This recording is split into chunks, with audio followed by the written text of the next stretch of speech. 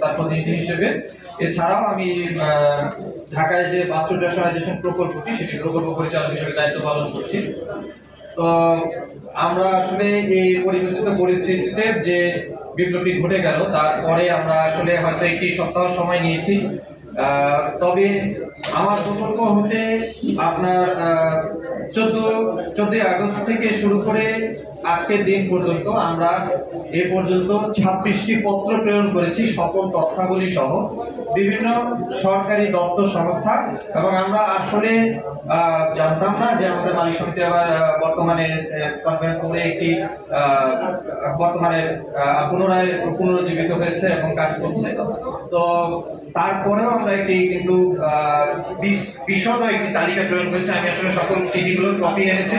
আমরা ভবিষ্যতে আরো এই বিষয়ে আমাদের যোগাযোগগুলো বজায় রাখবো।